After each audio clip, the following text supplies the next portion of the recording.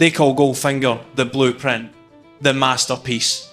The moment James Bond went from a gritty spy thriller to a global phenomenon. Stop the lights. You look at that poster today, Sean Connery, the Golden Girl, the Aston Martin, and you see cinematic history. I see a production that was held together by spit, grit, and the sheer ignorance of everyone involved. It wasn't a masterpiece, it was a finely tuned disaster that somehow forgot to crash. The suits in the boardroom hated the script, the producers were at each other's throats, and the lead actor looked like he was ready to punch a hole through the wall. Come here to me, and I'll tell ye the real story. This wasn't the dawn of a golden age. It was a 2-hour documentary on how to panic with style. The fact that this film exists at all is proof that the movie gods have a twisted sense of humour. It was a fluke, a massive, expensive accident. And somehow, the jammy beggars tricked the whole world into thinking they knew exactly what they were doing. On paper, this yoke looked like a total dog's dinner. You have to understand the mindset of the 1960s studio system. They were terrified. The first 2 Bond films, Doctor No and From Russia with Love, were successful, sure, but they were relatively grounded. They were Cold War thrillers. Then comes the script for Goldfinger, a villain obsessed with gold. A mute henchman who throws a hat, a woman named Pussy Galore. The suits looked at this and saw a cartoon. They didn't have a Scooby what the producers were trying to do. They wanted another spy movie. Instead, they got a comic book come to life. The budget was bigger, the stakes were sillier, and the logic was out the window. The studio wanted to burn the negative before it even hit the cinemas. They thought it was too American, too flashy, too weird. But the producers, Harry Saltzman and Cubby Broccoli, decided to ignore the all guff. They were chancing their arm, on a scale that makes your eyes water. They didn't have a grand plan for a franchise. They had a release date and a prayer. Let's start with the villain, shall we? Auric Goldfinger, the man who's supposed to be the intellectual equal of Bond. The producers scour Europe for the perfect actor and they land on Gert Fröbe. He looks the part big, imposing, cold. There was just one small problem they forgot to check before they signed the check. The man couldn't speak a word of English, not a syllable. Get away out of that. Imagine the scene on the first day of shooting. You have Guy Hamilton, the director, trying to explain the motivation of a scene, and Fröbe is just nodding and smiling like a tourist who's lost his map when the cameras rolled. He was just making noises that sounded vaguely like words. It was pure gibberish. No, Mr. Bond, I expect you to die actually sounded like someone trying to order a sandwich in a noisy pub. It was acting de maggot of the highest order. The poor editor had to piece together a performance out of confused stares. And they eventually had to bring in a British actor, Michael Collins, to dub every single line. So when you watch the film, you're looking at a German actor who doesn't know what he's saying, listening to a British actor pretending to be German. And the critics called it a menacing performance. More luck than sense, I tell you. If you look closely at Fröbe's mouth, he's moving his lips faster than the words coming out. It's like watching a bad kung fu movie from the 70s, but because it's Bond, everyone clapped and called it art. Then you have the car.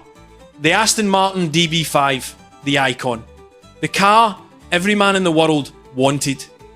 In the movie, it's a tank. It has machine guns, oil slicks, and ejector seat. In reality, it was a prototype that was held together by hope and electrical tape. It was a total yoke. The gadgetry was so heavy that the car could barely move. The suspension was screaming for mercy every time Connery sat in it. And the gadgets themselves, pure devilment. The oil slick was just a hose with a bucket of dirty water in the boot. The smokescreen was a military canister that nearly choked the camera crew every time they set it off. There's a famous story about the scene where Bond uses the ejector seat. They didn't have CGI in 1964, obviously, so they had to actually launch a seat out of the car.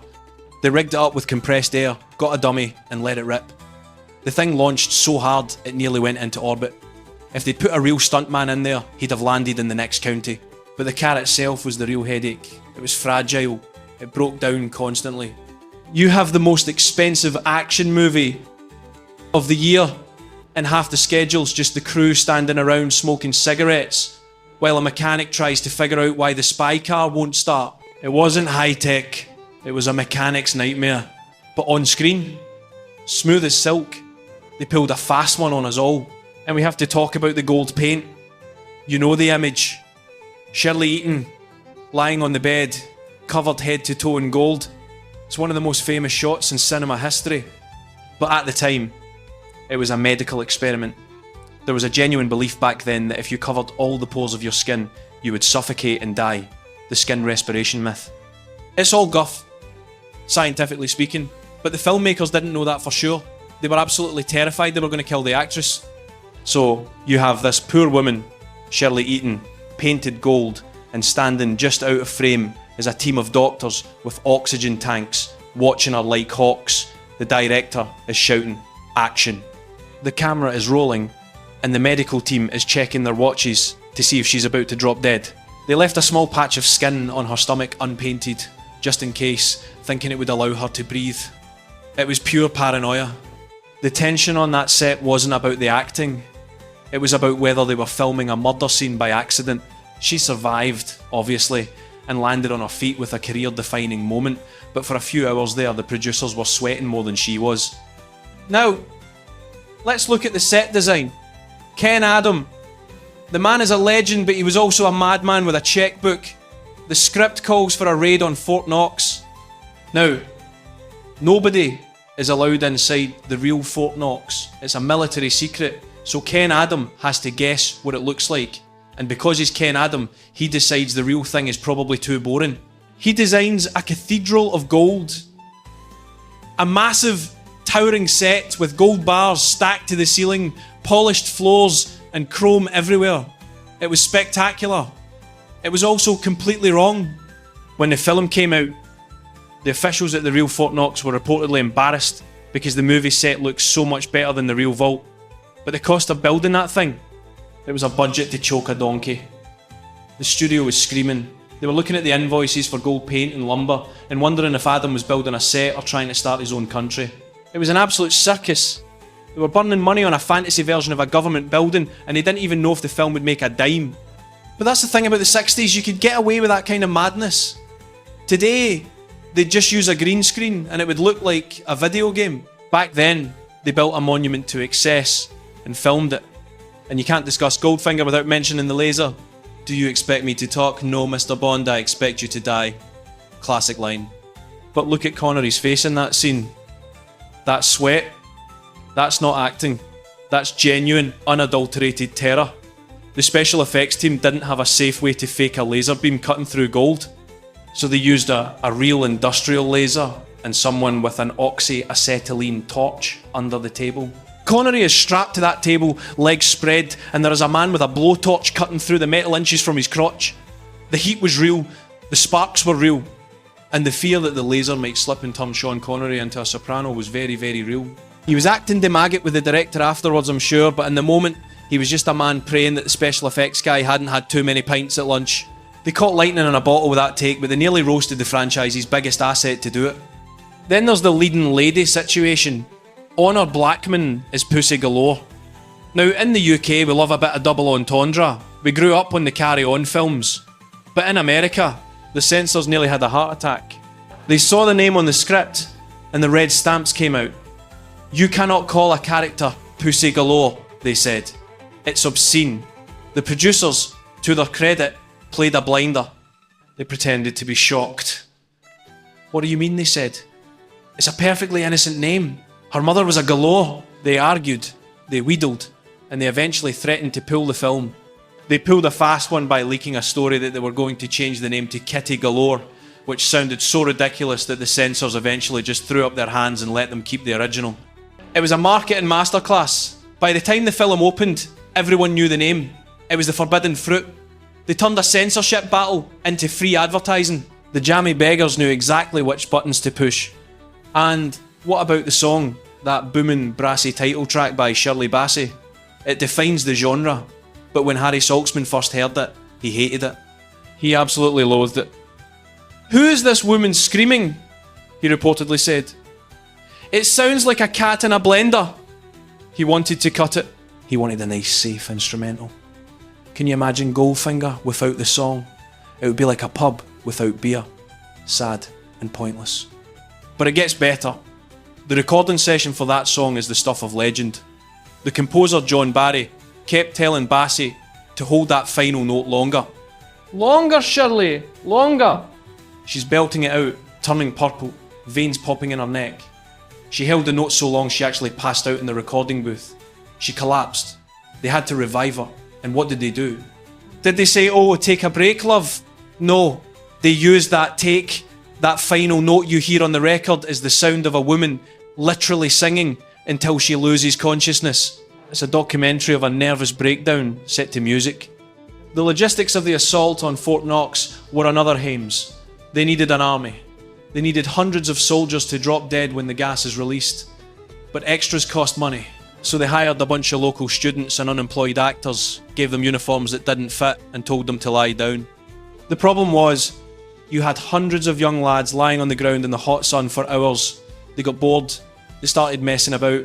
There are shots where you can see the dead soldiers twitching, scratching their noses, or trying to flirt with the other dead soldiers. It was pure devilment. The director was screaming through a megaphone, "Stop moving, you're supposed to be dead." But it was like herding cats. If you watch the wide shots, it looks less like a massacre and more like a massive park nap that's going slightly wrong. And let's not forget the chaos of the pilot, Pussy Galore's flying circus. They hired a group of female pilots, dyed their hair blonde, and put them in tight jumpsuits. The press went wild. But the logistics of coordinating a squadron of planes with a film crew on the ground were a nightmare. Radios failed. Planes missed their cues. At one point they were flying so low over the set that the sound guy threw his headphones on the ground and walked off because all he could hear was engines. It was loud, dangerous, and completely disorganised.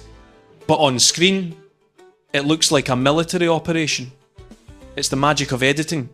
They took a week of noise and confusion and cut it into 5 minutes of sleek action. Behind the scenes, the relationship between Saltzman and Broccoli was already starting to crack. They were two very different men.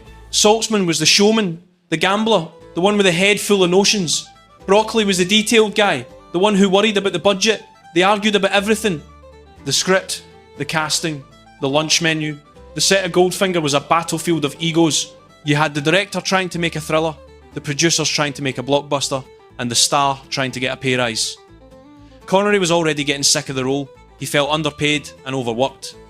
He saw the merchandise, the dolls, the cars, the posters, and he knew he was being sold as a product. The cynical edge you see in his performance, that's not just acting. That's a man who knows he's the biggest star in the world and thinks his bosses are a pair of gone-bean men. The finale of the film, Inside the Plane, is another example of make it up as you go along. The budget was gone. The set for the plane interior was tiny. The fight between Bond and Oddjob is brutal, but if you look closely, the geography of the plane makes no sense. Windows break and the pressure changes, but only when it's dramatic. The physics are away, wit de fairies, but nobody cared. They just wanted the noise and the fury. They were throwing everything at the wall, guns, bombs, broken windows, just hoping something would stick. Even the premiere was a disaster that turned into a triumph. They held it in London, and the crowd was so big it nearly caused a riot. Connery couldn't even get into the cinema. The glass doors were smashed. Fans were climbing over cars. It was mania. The police lost control. It was an absolute hames. But the newspapers the next day? Bond, fever, Goldfinger, riots. It was the best publicity money couldn't buy. The studio looked at the chaos, looked at the smashed glass, and saw dollar signs. They realised that this wasn't just a movie anymore. It was an event. They had stumbled backwards into a cultural phenomenon. So, was it genius? Don't ye believe it? Genius implies a plan. Genius implies that they knew exactly what they were doing from day one. This was a series of near misses and panic attacks. The studio hated the script. The villain couldn't speak. The car didn't work. The singer passed out. The star was angry. The set was too expensive. By all rights, Goldfinger should have been a massive, embarrassing flop. It should have been the moment the Bond franchise died of its own excess. But the gods were smiling on these fools. The audience didn't see the wires. They didn't see the panic. They saw the cool. They saw the style. They saw a world they wanted to live in. The sheer confidence of the film, the swagger, masked all the cracks in the facade. As me old fella used to say, if you're going to walk through a minefield, you might as well dance. And that's what they did. They danced through a production minefield and came out the other side smelling of roses and money. Don't mistake luck for skill. They tried to make a spy thriller and accidentally invented the modern blockbuster. They took a character who was a cold-blooded assassin and turned him into a superhero. It wasn't a victory for the studio system. It was the moment the system realised it didn't know anything. They spent the next 40 years trying to recreate the magic of Goldfinger, chasing that same lightning in a bottle, never realising that you can't plan an accident. It proved the suits knew nothing. They tried to make a product, but they accidentally made art. It wasn't a victory for the system, it was the revolution knocking at the door. So now you know how close they came to losing it all. You can watch the movie and see the smooth, golden surface, but now you know the chaos hidden behind the poster. You know about the German who couldn't speak, the car that couldn't drive, and the singer who couldn't breathe. It's a miracle, plain and simple. Right, I'm off. Slán cha.